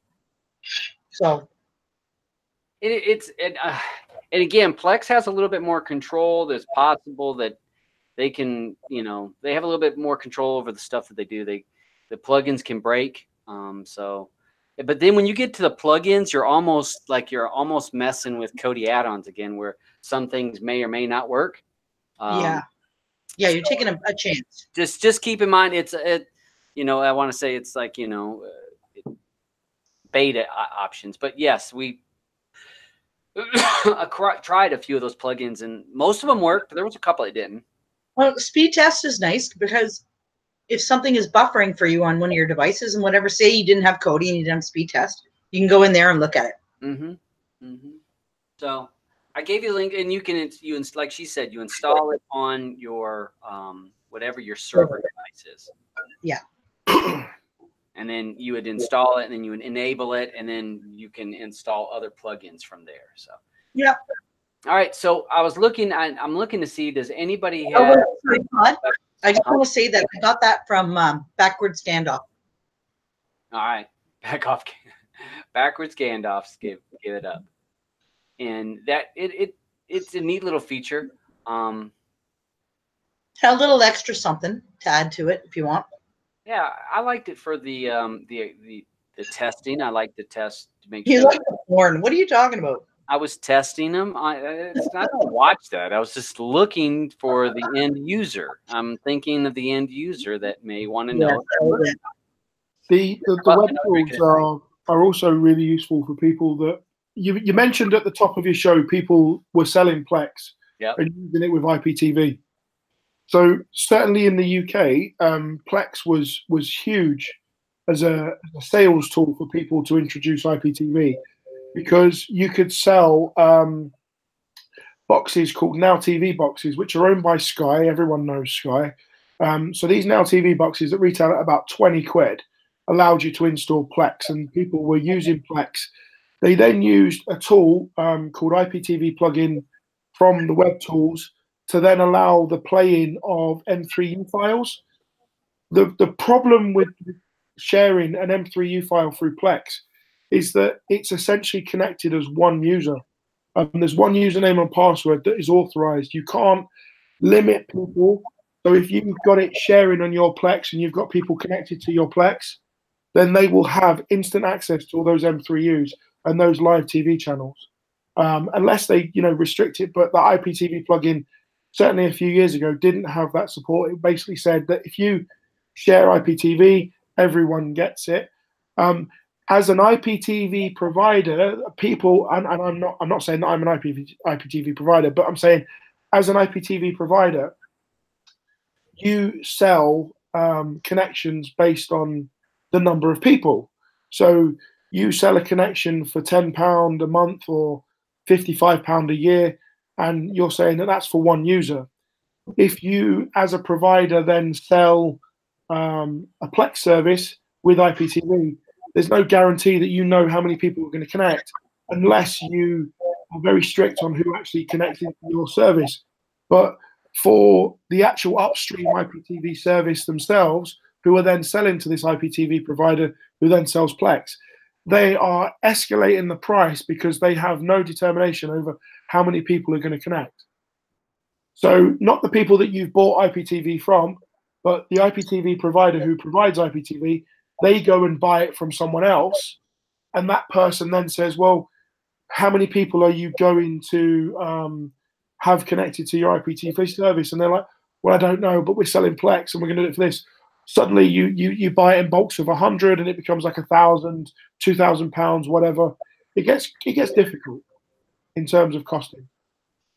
So that's why for people that were selling Plex, it became very easy because they had Now TV boxes and they could sell them really cheaply. Now TV boxes are restricted. You can't install Plex. So suddenly thousands of people that bought these boxes to use IPTV through Plex are now not able to do anything. They can only watch Now TV because Plex has been completely removed. Sky removed that capability. You then had to go out and buy Roku boxes or Roku sticks, which can watch Plex. But IPTV providers don't tend to do IPTV through Plex anymore because it's just too complicated. There's no control over who's connected. They don't see individual users. They see one user connected, and that's it. So I'm looking through, seeing if we had any real questions. I haven't seen any. You know, what's new? And no, I'm not drinking tonight. I work in the morning, so there's no drinking tonight. Blue's taken over in that category. Yeah, I think Blue's had enough for me. I went ahead and backwards Gandalf. He gave some links for some of the Plex stuff. I went ahead and showed that. So if you guys want to roll up, you can click on some of those links. So you know, like I said at the beginning of the show, I mean, maybe this isn't for everybody, and it's not necessarily the easiest thing. But one of the, like I said, you're going to have control over what's on your server. You make it easy for the people that may not be techie. You can set up movies or TV shows for your non-techie. Todd, and even if you don't want to use Plex, even if you have a Kodi add-on and you want to have direct links, Seedbox. Seedbox is where you want to be. Yeah, because you just use radar and sonar to download, and then just expose through Nginx, which you can install in your Seedbox, or expose the actual file through the web server, and you can then just link them direct to your list box. So your list in your add-on is actually watching films that you've downloaded through your Seedbox. Oh, there's a whole new set of questions. We're already doing that. People don't tell anyone. Carl? Yeah. Do you know about Ombi at all? No. I've literally only been playing with Plex properly for the last 6 months. I'm really still quite new to it. Just life took over, and for me, I just really wanted to. I stopped pissing about with Kodi. I still use Kodi for my add-ons that I write and everything, but I just only do it because I want to watch something, and I want to watch it now, and I don't want to have to wait, and I know it's there. Well, I know Ombi in a small part was like the Plex requests. Where people I've got Plex requests on mine, so yeah, where they can request stuff from you, and yeah, I want this film, and then I approve it, and it downloads. Yeah. Okay, so I'm looking. I don't see any. Our backwards Gandalf says if anybody needs any help with some of the web tools and stuff, he's on Telegram.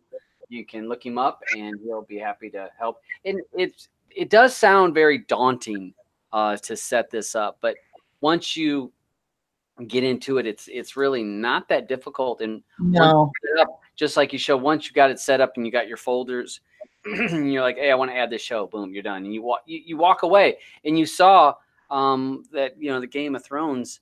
It was. I've now got all the episodes and all the series are now downloaded to my Seedbox, and I can watch them now. Would you say 10? I'd say maybe 10 minutes. That honestly, if it's popular shit, it's fast. If it's old 1970s kung fu stuff, then maybe it might take a little longer to download. It's like download in the old days, on Pirate Bay. Sometimes literally seconds. Sometimes they were a couple days. Yeah, I'll be doing a couple of videos soon because, as I mentioned in a couple of shows back, I've got some videos that I want to do. I'll be doing some videos around sonar and radar setup and optimizations, and that they'll be out soon. Okay, all right. So that hopefully we've kind of reached on it. I'll go ahead and we'll wrap up the show because we're right at 2 hours. I'll let Crypt, since he hasn't talked for a little while, maybe his voice is nice and clean. He'll have something to finish up with as we're wrapping up the show. Crypt? I think he's cooking his weed right now. His dinner. All right. So, O'Neill, what do you have? Just a couple of things, really. Obviously, the porn add-ons just for him. Lesbi Friends are still working if you're a Kodi user. Just add spankbank.cf to your file manager and install the repo from there. I've just released VPS is available for antisocial hosting, so virtual private servers are available. They're cheap if people want any hosting. And just as always, I always want to finish up with a nice positive note. Last week, I found out that someone that I knew from my days of working on the door decided that it was too much for him, and he took his own life. And it was quite distressing for me because I've known the guy for a few years, and he was always a happy chap. He's a really good bloke. So what I just want to finish up on is that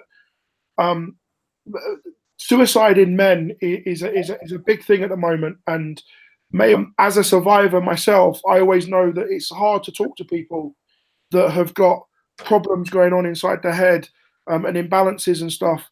So just reach out and talk to someone. If you find that you're struggling with anything in life, just reach out, talk to someone. Doesn't matter who it is. I'll even be there to talk to anyone. I'm _IamO'Neill on Twitter. Come find me. I'll talk to you. But just remember out there, the world is full of nice people. If you can't find one, be one. What about you, Blue? Anything? Well, I just hope people learn some stuff from this, and maybe they're excited about it. Maybe you're like, it's not for you. That's fine too. But if you have any other questions and you're with us on Telegram, feel free to hit us up, and we'll answer anything you need. And I do have a Plex group for anybody who's interested, and we cover everything. Most of us have Ultra Seedbox, so we know how to set up the applications and do all the settings and get it running perfect. So if you're interested, let us know. And I hope you guys like the show. All right. So I want to thank everyone that joined the panel. Thanks, Blue, for doing the show more than me. I mean, I was just kind of kicked in every once in a while because bringing in my smart friends. Huh? And bringing in my smart friends. I didn't think Crip would do it. I knew O'Neill would. I didn't think Crip would do it, but I'm thankful for you guys for coming on and helping. It's good. I mean, it's again, it's another option. And it's a really fun one. It solves the issue when you have people that complain about the buffering and I can't find what I'm looking for. This gives you that option. And I think that for some of us that have done your own playlist or done an add-on where you went and got your own, this makes it so good because you know what's there, you have what you want. Does it have everything? No, but so it's give and take between. But can you have everything? Well, if you have enough drives that are big enough and whatever, you can grab till your heart's content. Yeah. So hopefully you understand it. I know that Diane said that she needs to go back and rewatch it.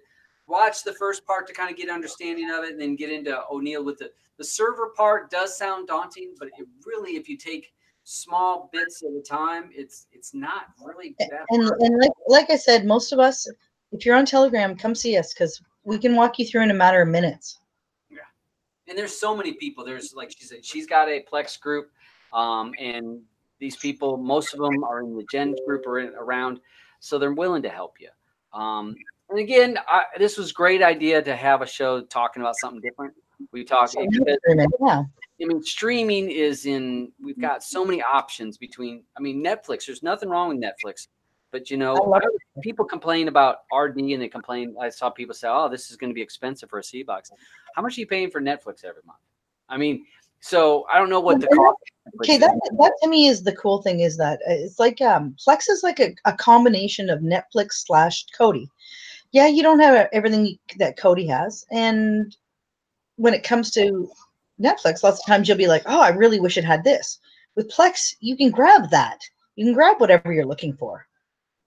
Yeah, yeah, and it's got a lot of options, and I think it's just check it out. The price, and you can see the pricing. With it Ultra, it offers Plex. That's one of the things when you're looking at Seedbox. I know a lot of if it doesn't offer Plex.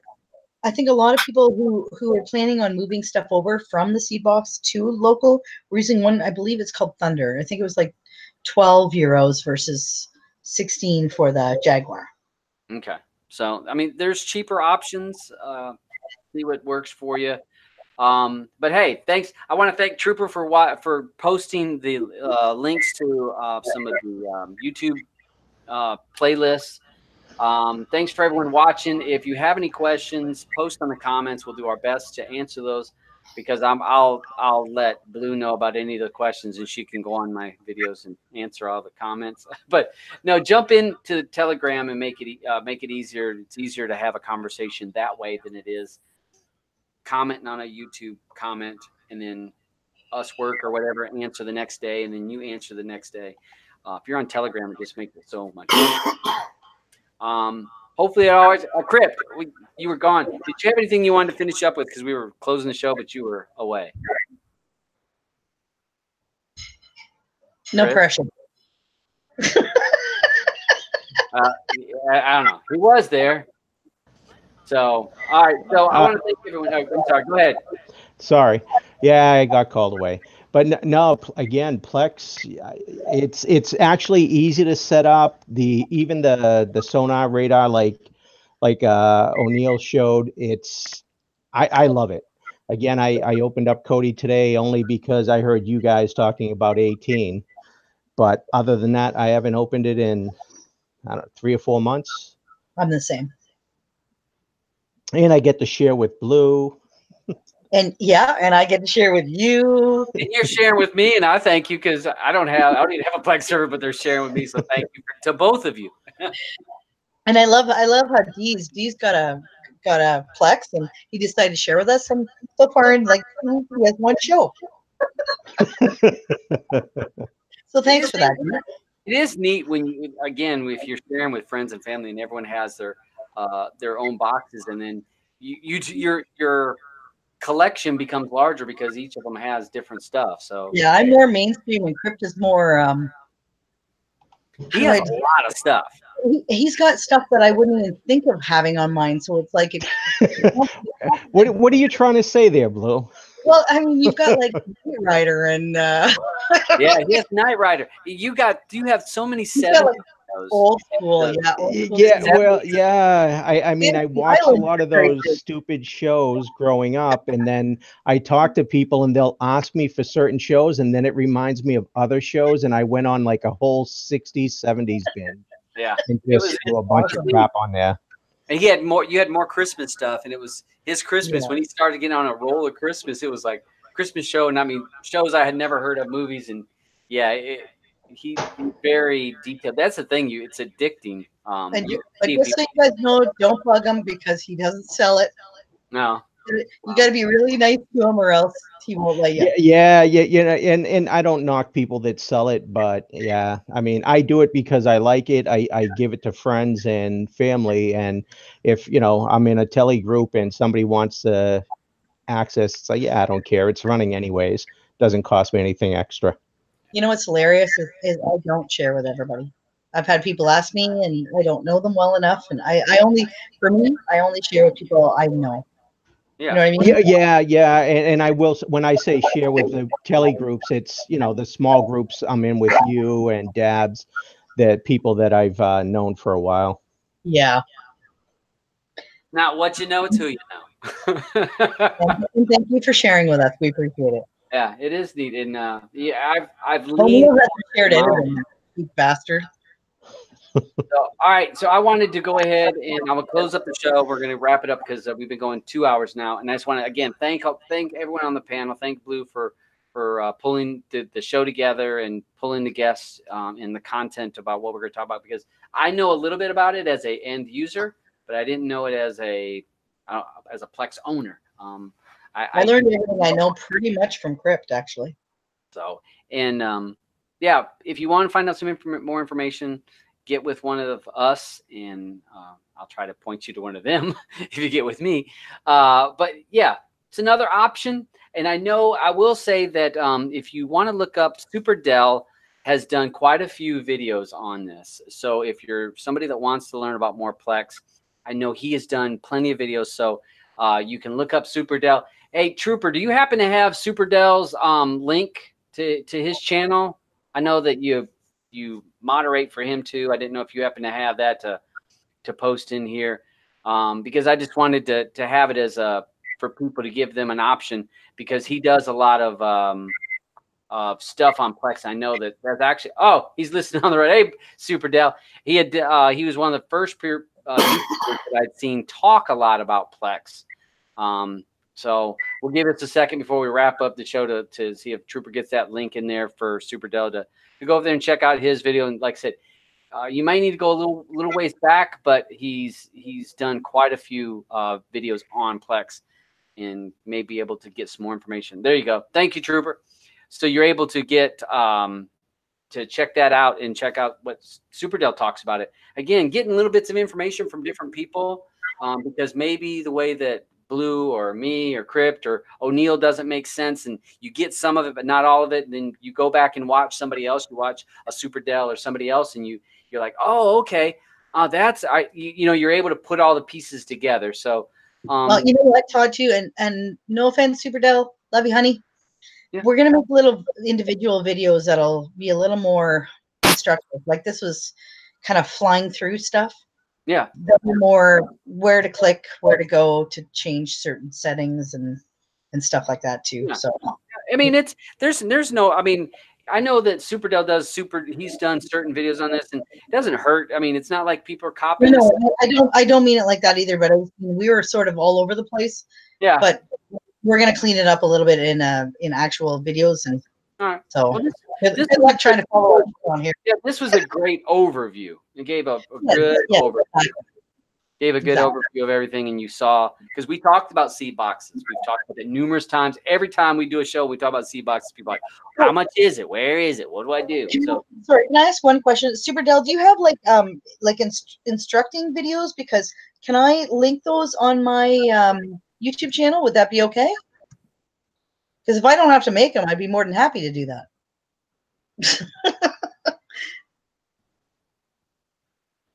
Sorry, maybe he's driving, so maybe. No, he'll probably. And Super Dell, I'm sure he's not gonna have a problem. He's I've been on his show numerous times, and he's one of those guys that's really laid back. He's yeah, I'd like to link to him. If he can explain it good, I'd rather link to it on mine. I'll make like a Plex section, a playlist section, but I'll link to his too. Yeah. Oh, so, no, like when he does his, I'll link to those. Yep. So he said absolutely. So take a look at what he's got, and then if what you're able to do, or Neil, and see what you guys and see how all the pieces come together. Like I said, sometimes people explaining the same thing, each person does it differently, and some people will understand one person, not the other. So, so I think it's a great idea. But again, thanks for everyone joining. Thanks for everyone watching. I know this was another long one. What's new? But I just want to thank everybody for being on here, and everybody watching, and everyone that follows me. And, streaming matters to us because streaming matters to you, and Plex matters to Blue because Plex matters to Blue. right. So, all right, y'all. See ya.